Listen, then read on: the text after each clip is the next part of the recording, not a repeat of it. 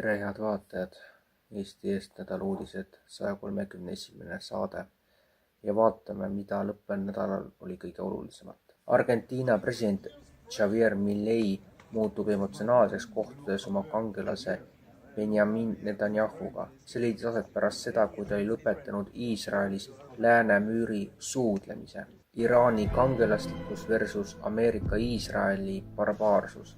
Iraani õed riskivad oma eluga, et päästa imikuid USA ja Iisraeli pommitamise ajal Iraani haiglatele. Rumeenias Bukarestis toimus tohutu plahvatus, mis oli seotud kütustega. Florida tudeng arreteeriti ja teda ähvardab nüüd kuni 15-aastane vanglakaristus Iisraeli peaministri Benjamin Netanyahu üle nalja tegemise eest. Tudeng olevat kirjutanud: Netanyahu, kui sa mind kuuled, siis viska meile, Capstone'i tudengitele, Ocean Banki konverentsikeskusesse mõned kommid.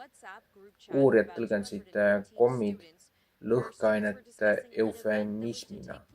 USA merevägi arestis Indopaki piirkonnas Iraaniga seotud aluse MT Tifani.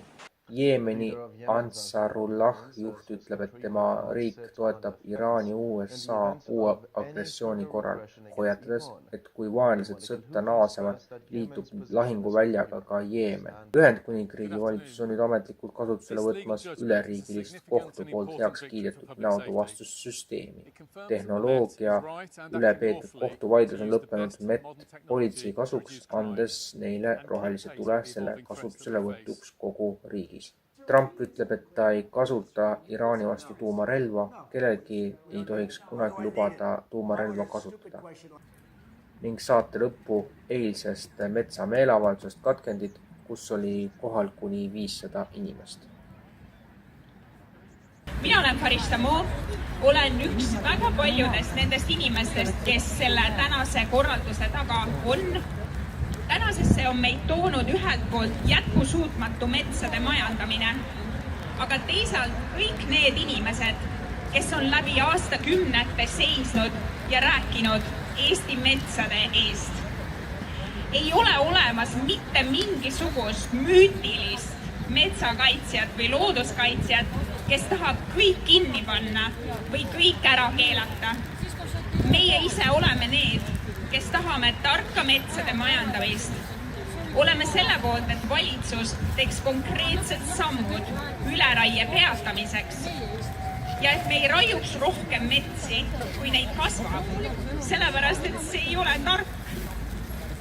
See on omamoodi väga salakaval õelus näidata, justkui oleks metsaomanikud ja looduskaitsjad midagi täiesti erinevat.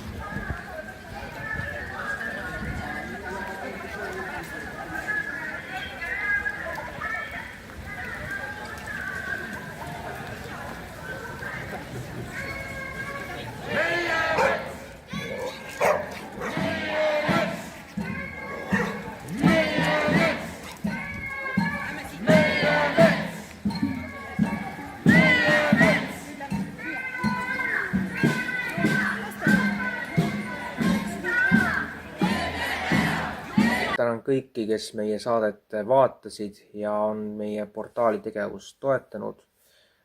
Meie järgmise nädala saade on mõnevõrra vähemate teemadega, kuna sellesse nädalasse, mis nüüd ees seisab, jääb üks punane kalendripäev.